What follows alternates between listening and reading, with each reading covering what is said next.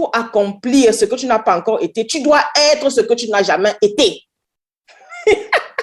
Tu dois être ce que tu n'as jamais été pour accomplir ce que tu n'as jamais accompli. Ça veut dire quoi simplement? Est-ce que tu as les gens dans ton entourage qui t'aident en fait à travailler sur ta façon de penser, qui t'aident en fait à travailler sur les nouveaux projets, sur ta vision, qui t'aident à dessiner, qui t'aident à te challenger en fait, qui t'aident à sortir de ta zone de confort? Parce que nous sommes programmés par notre subconscient, nous sommes comme l'ordinateur en fait. Quand le logiciel est installé, il tourne.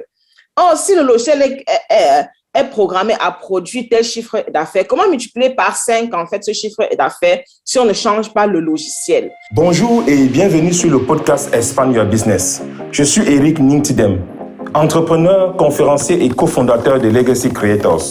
Si vous êtes un leader à haut impact qui est profondément convaincu que votre passage sur cette terre doit compter et vous ressentez un appel intérieur à jouer un rôle plus grand que vous, ce podcast est pour vous.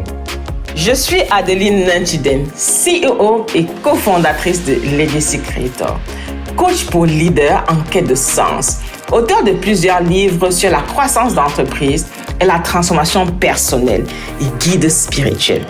Je m'inspire de mon expertise issue de 15 ans d'expérience à travailler avec les clients du CAC 40 en France dans la production des applications métiers et la digitalisation des systèmes d'information. Chaque semaine, nous allons partager avec vous un épisode qui parlera de l'entreprise du futur pour vous préparer à anticiper tous les changements socio-économiques qui arrivent avec la révolution technologique. Alors, merci de ce temps merveilleux en votre compagnie. Sans plus tarder, passons maintenant à l'essentiel de cet épisode. Bonjour à tous les auditeurs, à tous les personnes connectées, tous les entrepreneurs du futur connectés à ce podcast. Je suis Eric Ningtidem. Je m'en vais vous introduire Adeline. Adeline, je te laisse t'introduire. Bonjour Eric et bonjour Eric. Bienvenue sur ce podcast et encore un nouvel épisode. Nous sommes vraiment très, très contents. Aujourd'hui, nous allons parler de la vision, un thème spécial en fait que beaucoup de personnes ignorent. Eric, tu vas en détail dans la vision parce que beaucoup de gens en fait se demandent en fait quand on parle de pourquoi sans vision ton entreprise court à l'échec, beaucoup de gens ne comprennent pas. D'accord. Oui, Adeline, c'est un thème important, la vision, parce que tout commence par la vision. Imaginez un peu un enfant qui naît, qui ne voit pas et qui grandit sans avoir la sensation de voir le monde autour de soi. J'aimerais introduire ce thème en vous parlant un peu une histoire que j'ai personnellement vécue lorsque j'assistais à la naissance de ma première fille. C'est quelque chose qui m'a le plus marqué dans ma vie. Et donc, lorsque je recevais ma première fille, en fait, moi, j'avais grandi avec la conception que quand l'enfant grandissait, l'enfant naissait, l'enfant venait toujours avec les yeux ouverts, les yeux fermés. Donc, moi, pareil, quand j'étais petit, mes parents me disaient que j'avais les yeux fermés. J'ai grandi un peu avec les yeux fermés. Et aussi, mes deux premiers enfants, lorsqu'ils sont nés, ils sont nés avec les yeux fermés. Et j'étais surpris lorsque ma première fille est née, elle avait les yeux tout ouverts, en fait. Elle avait les yeux tout ouverts, toutes blanches, les yeux étaient toutes blanches. J'avais l'impression qu'elle voyait déjà lorsque elle était encore dans le ventre. Wow. Et j'ai été surpris et franchement, ça m'a donné un peu la chair de poule. En fait, ça m'a donné des frissons parce que c'est quelque chose que j'avais jamais vécu en fait avant. J'avais jamais vécu une pareille expérience et ça m'a marqué beaucoup.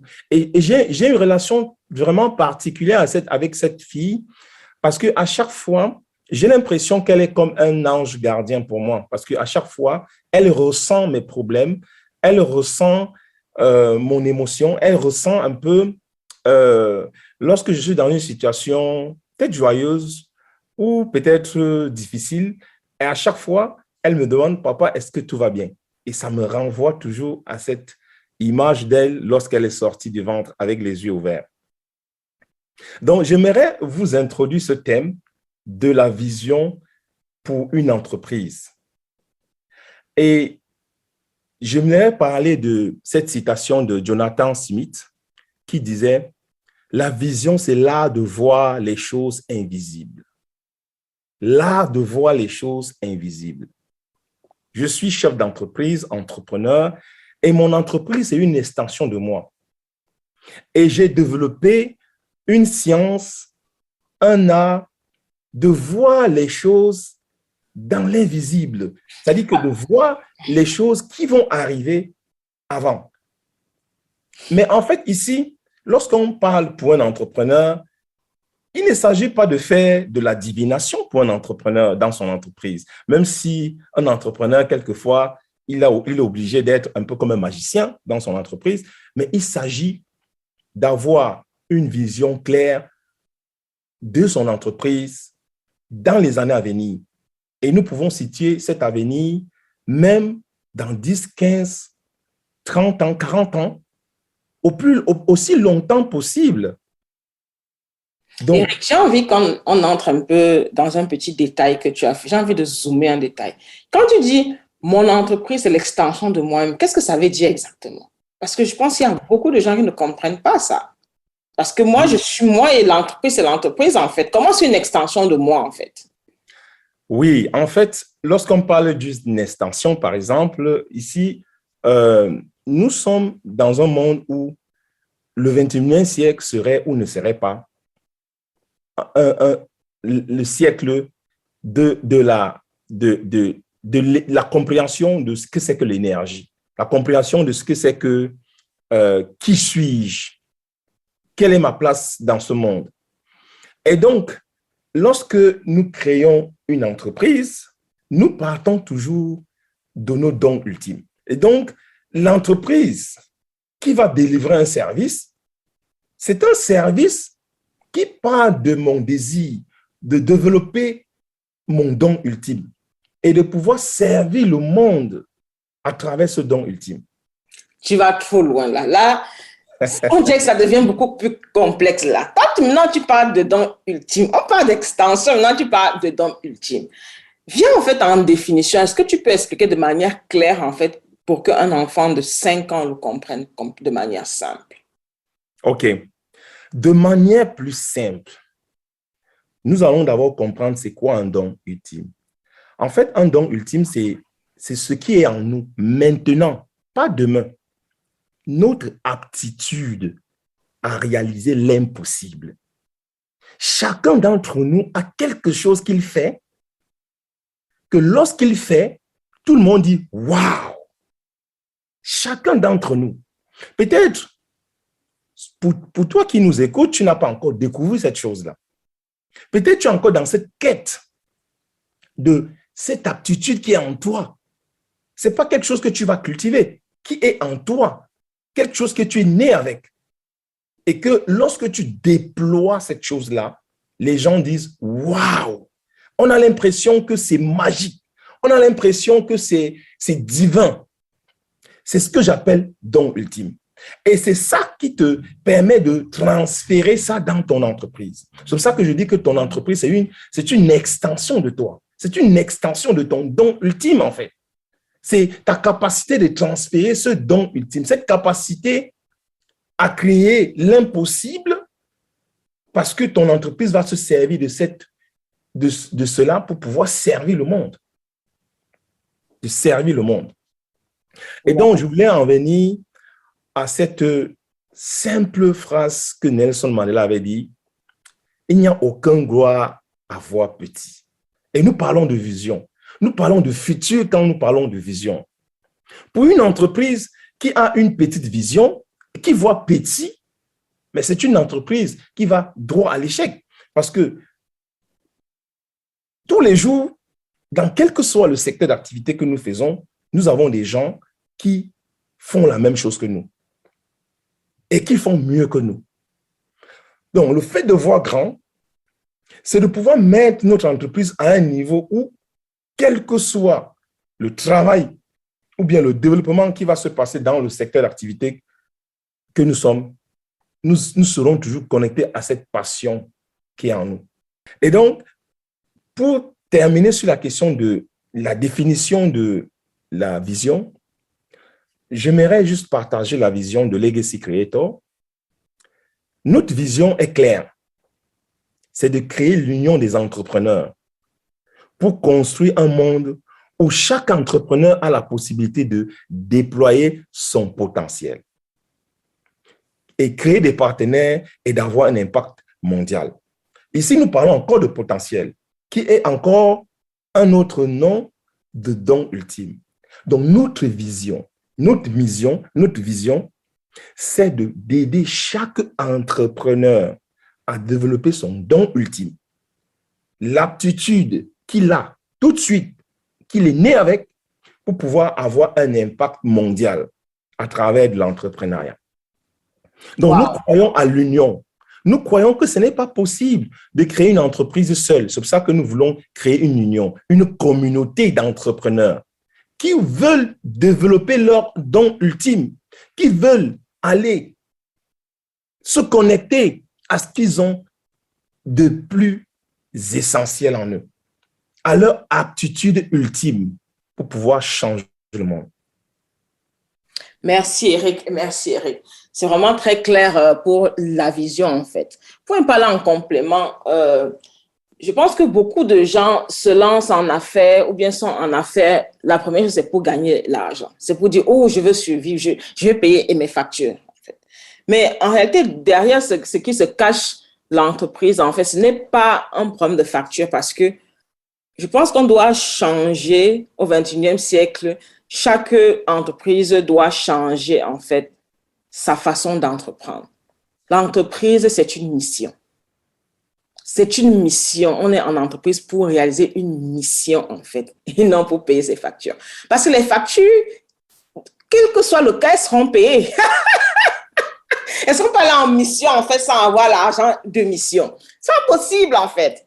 Les factures seront payées. Mais ce qui fausse, en fait, le débat à la base, c'est parce qu'on est focalisé sur l'argent, en fait, donc sur le manque qu'il n'y en a pas assez. OK? Donc, ça, c'est le premier point. Et maintenant, si on va un peu un détail, en fait, comment recevoir la vision. Parce que ici, quand les gens m'ont dit, oui, c'est la vision, mais comment moi je veux connaître la vision de mon entreprise? Surtout que la vision évolue.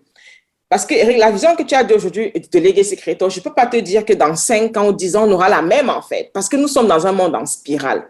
Tout est toujours en cours d'évolution. On est d'accord? Donc, de manière claire, en fait, comment recevoir la vision? Et la vision, en fait, ce n'est pas quelque chose que tu vas voir l'autre faire et le faire. Ce n'est pas dire, ah, j'ai vu que ça marche bien dans l'automobile, mais maintenant, je vais le faire. Ce n'est pas ça. La vision, c'est la mission qui te donne, en fait.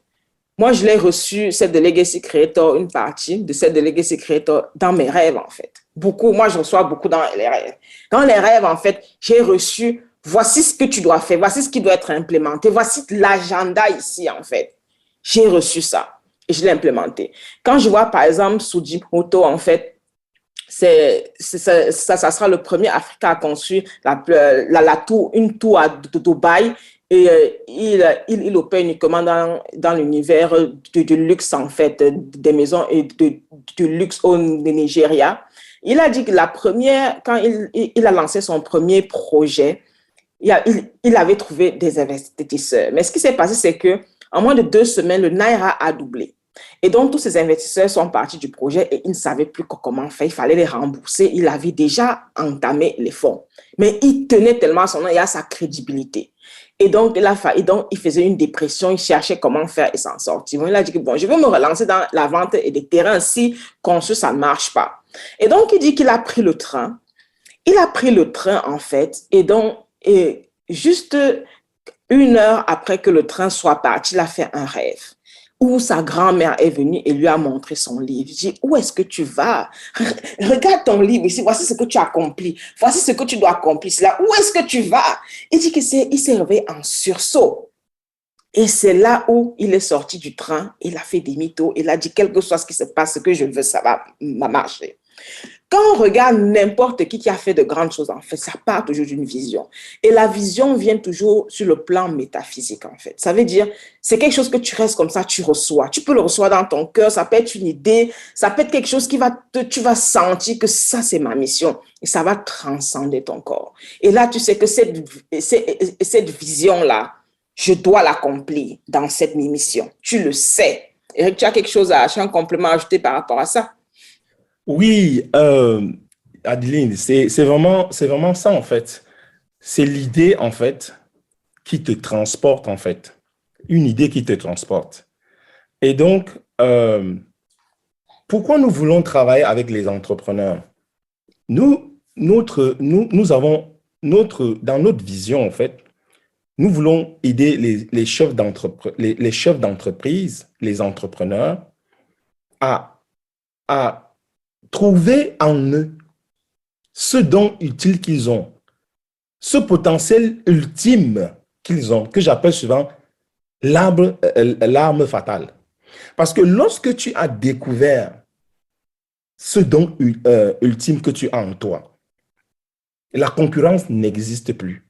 Quel que soit le domaine dans lequel tu vas déployer, en fait, tu vas créer l'impossible. Par rapport à ceux qui viennent dans le secteur d'activité parce qu'ils ont vu les choses se faire, toi, tu as reçu une mission de réaliser quelque chose, d'avoir un impact et de changer quelque chose. C'est ça, en fait, la vision. Et pour recevoir cette vision, en fait, tu dois pouvoir te connecter à toi-même. Et j'aimerais t'inviter en ce moment à être calme. Peut-être pendant que tu nous suis, tu es peut-être en train de rouler ou bien tu es en train de causer en même temps. Je t'invite maintenant et tout de suite à prendre un moment calme et de te poser la question suivante. J'imagine ma vie dans 40 ans.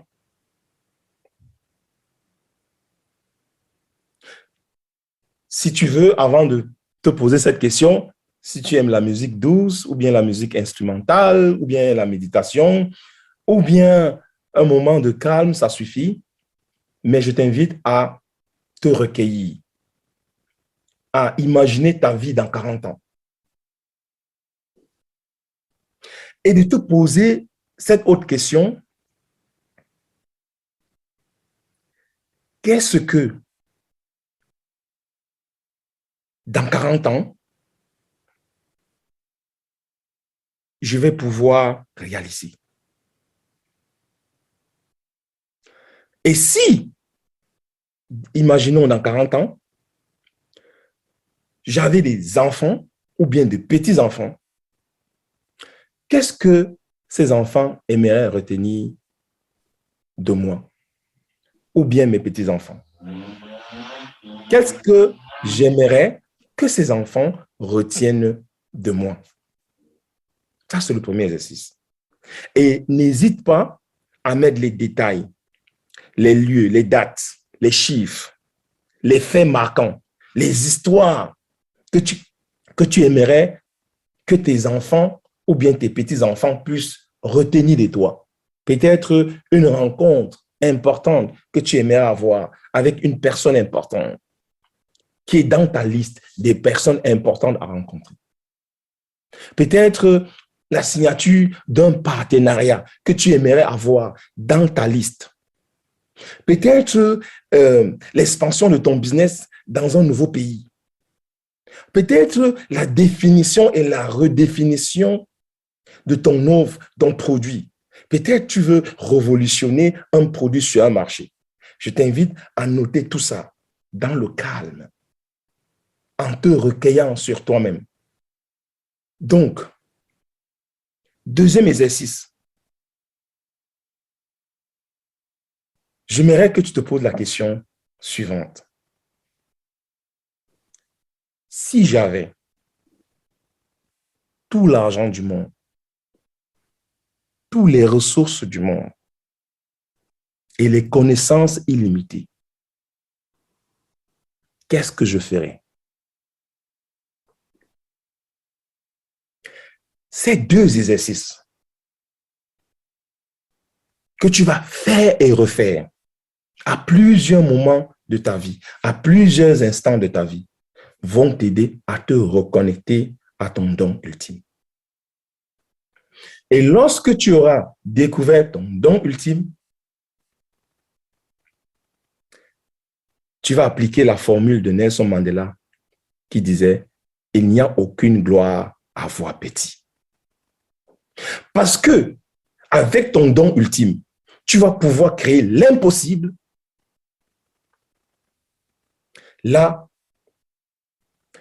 l'appel serait de rêver grand, de créer une vision qui va te permettre d'avoir l'impact mondial. Pas seulement servir les gens de ton quartier, les gens de ta communauté ou bien les gens de ton pays, mais avoir un impact plus grand, un impact mondial. C'est vrai que lorsqu'on reçoit généralement sa vision, si ta vision ne te fait pas peur, alors il faut continuer à faire cet exercice jusqu'à ce que tu reçois une vision non seulement qui te fait peur, mais en même temps qui t'excite et qui te donne envie de dire « j'y vais ». Malgré les difficultés que je vais avoir, je vais y aller. Mais parce qu'il n'y a aucune gloire à voir petit. Oui, Adeline. Ici, en fait, j'ai plusieurs points en fait de réaction. Parce que quand tu dis à quelqu'un de se projeter dans 40 ans, en fait, ceux qui ont 50 ans, comment tu veux qu'ils se projettent dans 40 ans ou 60 ans, ceux qui ont 70 ans, en fait?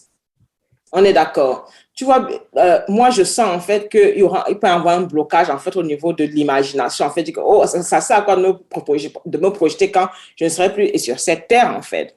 Et le deuxième point, en fait, c'est quand tu dis tu vas connaître ton don ultime. On n'a pas bien compris, en fait, parce que tu as parlé de don ultime et tu as parlé de vision. À un moment, ça s'est confondu. Est-ce que tu peux mettre un peu d'ordre, en fait, dans ça?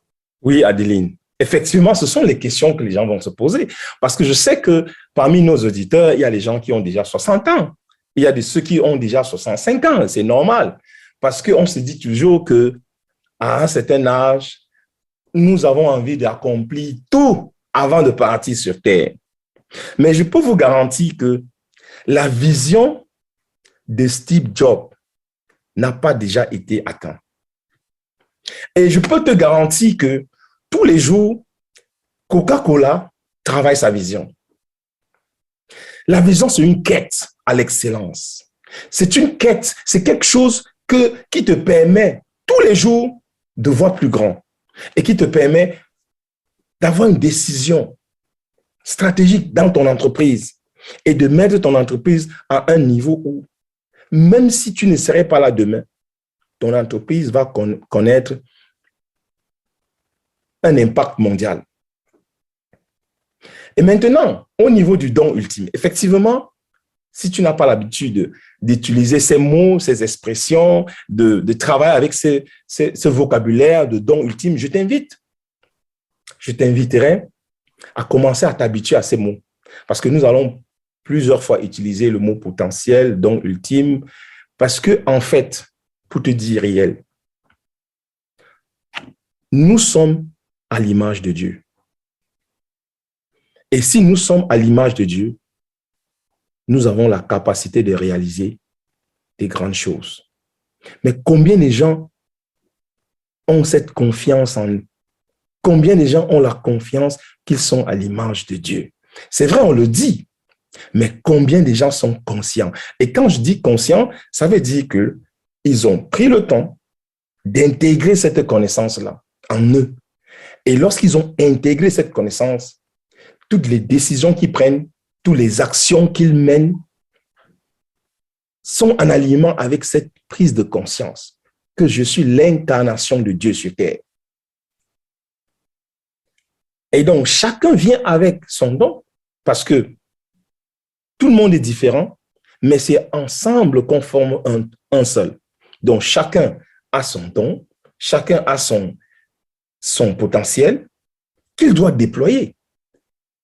Et donc, généralement, notre vision est réduite du fait que nous n'avons pas la confiance de réaliser cela.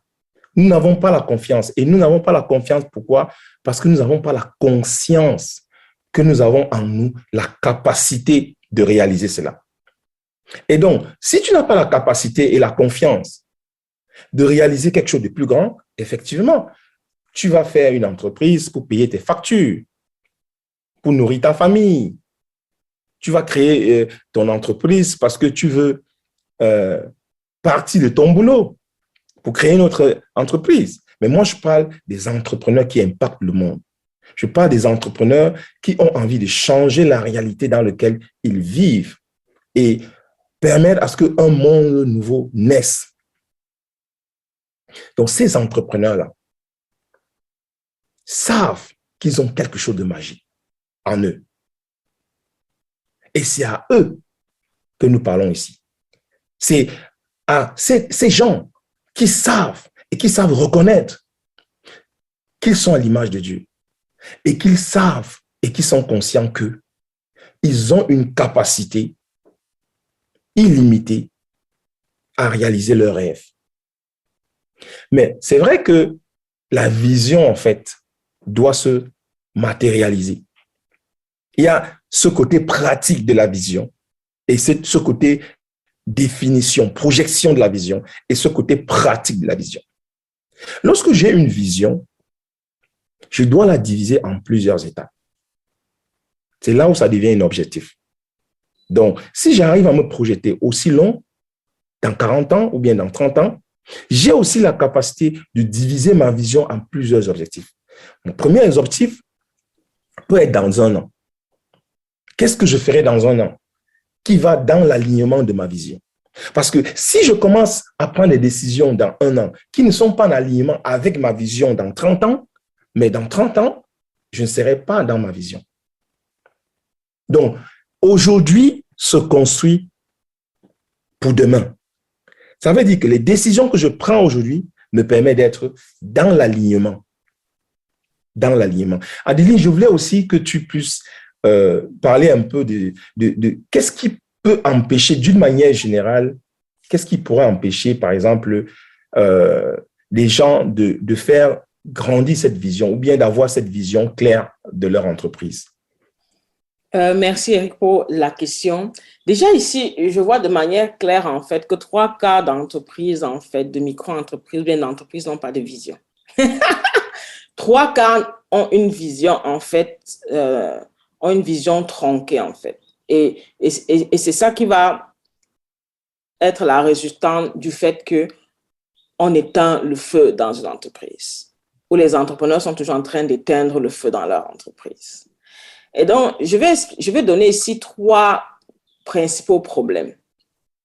Les problèmes sont exhaustifs, mais 3 principaux signes, en fait, qui disent que tu n'as pas de vision claire. On part dans une entreprise, mais ça peut aussi être dans un état.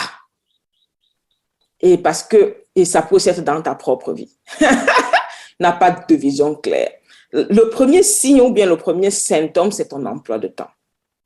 Si tu as un emploi de temps surchargé, tu n'as pas de vision claire. Quand je dis surchargé, ça veut dire quoi?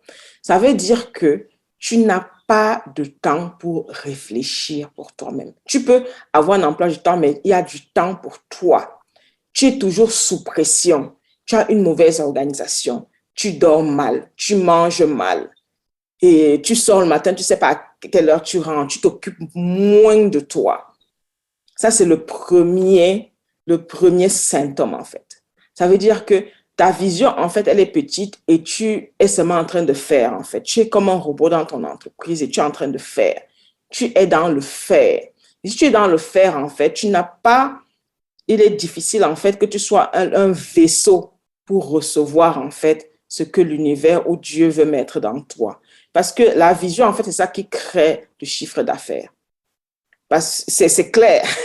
Parce que de la vision découle ton objectif. Et plus ton objectif est grand, en fait, plus tu peux prendre des décisions. Et plus tu peux prendre des décisions, tu peux avoir des idées, en fait. Et plus tu as des idées, plus tu peux créer de l'argent. Parce que l'argent est sur 3 plans. Le premier plan de l'argent est le plan spirituel. Le deuxième plan est le plan mental et émotionnel. Et le troisième plan, c'est le plan physique. Et donc, sur ces 3 plans, en fait, régit le mode financier. Et donc, pour enclencher la quantité d'argent financier que tu vas avoir maintenant, on est d'accord, ça dépend de la vision et c'est là où on va du côté spirituel de l'argent. Pourquoi ça doit arriver? Quel est l'espace que ça va combler? Et c'est important d'avoir une vision claire, en fait, de ce que tu as besoin de manifester dans cette vie physique pour que les plans se mettent en place, simplement. Le deuxième symptôme, c'est que tu es en mode réactif et non en mode proactif. Un vrai chef d'entreprise n'est jamais dans la réaction. Si tu es en mode réaction, tu es en mode pompier, tu éteins le feu, il n'y aura plus rien dans la maison plus tard. Parce que tu vas te retrouver où le marché aura totalement changé, tu n'auras pas changé ta manière d'opérer simplement. C'est pour ça qu'on appelle beaucoup d'entreprises à digitaliser parce que digitaliser, ça permet de quoi? Digitaliser les systèmes dans leur entreprise, ça permet simplement d'automatiser certaines choses et certaines tâches et de voir les résultats en un clin d'œil. Quand, par exemple, on installe des outils de gestion, de management dans l'entreprise, en fait, juste en regardant, en prenant 15 minutes dans la journée, tu sais ce qui s'est passé dans ton entreprise. Ça te réserve le temps au lieu d'appeler plusieurs collaborateurs pour savoir où ça en est. Et s'il y avait un système de reporting automatique qui te permet de suivre ça jour après jour, seconde après seconde, tu verrais que tu serais moins. On est d'accord? Et donc, le deuxième symptôme, quand tu es en mode réactif, en fait, au lieu d'être en mode proactif, ça veut dire que tu n'as pas les bonnes personnes au bon endroit. Tu n'as pas la personne clé sur qui compter les yeux fermés, qui va faire et te rendre compte. Ça veut dire que tu es toujours en mode urgence. Tu es toujours en mode de sécurité, en mode d'alerte, en fait. Et ça, c'est une réflexion de ton enfance. C'est une réflexion de ton enfance, en fait. Parce que tu vas me dire, mais on entre dans l'entreprise et tu me parles de mon enfance. D'où vient mon enfant? L'enfance, en fait, vient tout jouer ici parce que l'enfant de 0 à 7 ans est fait. Quand vous avez un enfant de 7 ans, vous avez créé ses 40 prochaines années. S'il ne fait pas du travail sur lui assez tôt. Ces 40 prochaines années sont faites. Ça veut dire quoi? Ça veut dire que si dans ta vie, tu as parfois été abandonné ou tu as senti le rejet, on est d'accord, tu vas toujours chercher l'amour ou l'approbation avec tes collaborateurs. Ou bien tu vas chercher qu'on te respecte au point où on ne peut pas te dire la vérité. Et c'est ça qui va te mettre en mode de sécurité. Si tu as vécu une enfance où tu étais toujours dans la survie, tu vas toujours chercher à éteindre le feu. Tu vas prendre difficilement des décisions avec la foi parce que ton hologramme, en fait, ton système énergique ne sait pas prendre des décisions avec des données non visibles, en fait. Et là, c'est difficile d'avoir le breakthrough, d'avoir un chiffre d'affaires qui multiplie rapidement par 5 parce qu'on n'est pas capable de prendre ce type de décision. Et donc, c'est ça qu'on appelle en fait le travail, la guérison énergétique, où en fait, on permet à chaque entrepreneur en fait de travailler les parties ou les traumas qu'il a eu dans sa vie ou dans son enfance en fait, pour que ça change en fait les informations qu'il envoie sur Terre simplement. Et là, ça change la réalité dans son entreprise simplement. Je me souviens, j'ai suivi une émission d'Oprah, en fait. Elle disait que un seul concept a changé la totalité, en fait, de son entreprise. C'est l'intention. À chaque tâche qu'elle donnait, ou bien à chaque personne, elle disait, s'il y a une émission, mettez l'intention derrière. Mettez l'intention derrière faire telle chose, en fait. Parce que parfois, l'intention, c'est pour combler la peur du rejet, la peur de l'abandon, la peur du manque, l'insécurité, mais on ne se rend pas compte et on a le même résultat en sortie. Et donc, quand on opère en mode réactif, en fait, on ne peut pas anticiper. Et tu te lèves un matin, tu vas voir que tout a changé dans le monde. Tout le monde opère en mode haute technologique avec de nouveaux outils, mais tu es toujours derrière. Parce que tu as éteint le feu. Et ça, c'est le signe d'un manque de connexion avec soi-même, parce qu'on reçoit toujours les messages. Le troisième point, en fait, on va dire l'entourage. L'entourage est un sacré point, parce que dans l'entourage, en fait, avec qui tu parles, en fait, Est-ce qu'il y a des gens qui te font travailler ta manière de penser, qui te font changer ta manière de penser? Parce que dans ce qu'on parle de vision, en fait, tu vois ce qui n'a pas encore été. Ça veut dire que pour accomplir ce que tu n'as pas encore été, tu dois être ce que tu n'as jamais été. Tu dois être ce que tu n'as jamais été pour accomplir ce que tu n'as jamais accompli. Ça veut dire quoi simplement? Est-ce que tu as les gens dans ton entourage qui t'aident en fait à travailler sur ta façon de penser, qui t'aident en fait à travailler sur les nouveaux projets, sur ta vision, qui t'aident à dessiner, qui t'aident à te challenger en fait, qui t'aident à sortir de ta zone de confort? Parce que nous sommes programmés par notre subconscient, nous sommes comme l'ordinateur en fait. Quand le logiciel est installé, il tourne. Or, si le logiciel est programmé à produire tel chiffre d'affaires, comment multiplier par 5 en fait ce chiffre d'affaires si on ne change pas le logiciel? Et c'est là où on va parler des organismes comme Legacy Creator, par exemple, en fait, qui vont te permettre de faire le travail sur tous ces niveaux, en fait, spirituel, mental et émotionnel et physique. Parce que nous sommes dans un monde physique. Et le monde physique est la réflexion de tout ce qui est dans le monde spirituel. Eric, est-ce que tu es satisfait par là? Oui, en fait, j'avais même une question à te poser parce que tout ce que tu as dit est vraiment net et ça me renvoie en fait une personne avec qui j'ai échangé et qui me disait que en fait, tout va bien dans son entreprise, qu'il a créé son entreprise, ça fait 20 ans et qu'il se sent bien, tout va bien et qu'il n'a pas besoin de quelqu'un de l'extérieur pour lui dire quoi que ce soit. Il est un grand garçon, il sait ce qu'il doit faire. Qu'est-ce que tu dirais à ce genre de chef d'entreprise qui pense qu'il connaît tout et qui n'a pas besoin d'un feedback de quelqu'un d'autre et qui fait les mêmes choses tous les jours et qui a les mêmes résultats tous les jours? Si tu prends, par exemple, le président des États-Unis, il a combien de conseillers?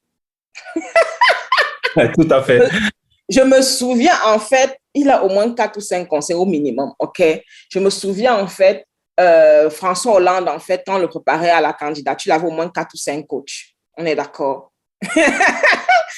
Quand tu me parles de ce type de personne, c'est qu'il n'a pas encore compris ce qu'il est, en fait. Il ne sait pas qu'il opère dans une zone souvent dans son programme. Ça veut dire dans la zone qu'il a l'habitude, en fait. Parce que le truc, c'est que si tu lui demandes de faire x10 ce qu'il veut faire maintenant, c'est là où son cerveau va commencer à bugger. On sait dans notre zone de confort. Dans ma zone de confort, je sais comment produire tel chiffre d'affaires, je sais comment faire ça, je sais tout. Mais si j'ai une vision, je ne veux pas rester où je suis. Je veux laisser un legacy plus grand que moi. Et j'ai besoin des gens, en fait, qui vont me montrer comment faire, en fait. Parce qu'on a toujours besoin de quelqu'un. Tout ce qu'on va avoir sur cette terre, c'est parce que quelqu'un est là, en fait. Tout ce qu'on va avoir sur cette terre, on a toujours besoin de quelqu'un. Si les présidents de la République ont au moins 4 à 5 personnes qui les aident à travailler sur leur façon de penser, c'est un chef d'entreprise qui n'en a pas besoin, je ne pense pas. Moi personnellement, j'en ai eu besoin au moins de 2 ou 3 coachs, en fait, pour m'aider à changer certaines choses dans ma façon de penser, en fait. Parce que la façon de penser est liée à la façon à laquelle on prend les décisions. Parce que toutes les décisions, en fait, et beaucoup de gens, c'est là où tu les pinces, en fait, quand ils prennent les décisions, parce que maintenant, quand il va prendre la décision, il va regarder, tu vas voir les verrous à laquelle il va s'accrocher. Est-ce qu'il prend la décision en disant que, OK, est-ce que j'ai vu ça dans mon esprit, on va prendre la décision, même si physiquement, je ne vois pas comment ça va se faire, OK? Ou bien je prends la décision parce que je sais que tout est là. Ça, tu ne peux pas aller loin. Tu ne peux pas aller loin. Quand je vois les chefs d'entreprise qui font les 100 000 millions de dollars, les 100 millions de dollars, 200 millions de dollars, ce n'est pas leur modèle opératoire de pensée. Never. Never. Ça, c'est le modèle opératoire de pensée de la personne qui a une micro-entreprise, en fait, et qui veut seulement produire de quoi manger aujourd'hui. Or, moi, je suis certaine que l'entreprise, en fait, c'est le moyen que Dieu a mis pour nous, en fait, de créer l'argent pour des générations et des générations. Tout Merci, à fait. Eric, pour cette Tout à fait. Je voulais terminer en disant ceci. Ce que tu viens de dire, en fait, ça renvoie même à un proverbe africain qui dit « Seul, on va plus vite, mais ensemble, on va plus loin, en fait. Exact. Parce que le chef d'entreprise qui pense qu'il connaît tout, qui pense qu'il a les manettes et que seul il peut tout faire, en fait, effectivement, il va plus vite. Mais est-ce qu'il ira plus loin? C'est la grosse question, en fait. Est-ce qu'il ira plus loin? Et lorsqu'on parle plus vite dans son box, en fait. C'est la vision, en fait. Aller plus loin, c'est la vision. C'est de pouvoir se projeter dans 40 ans.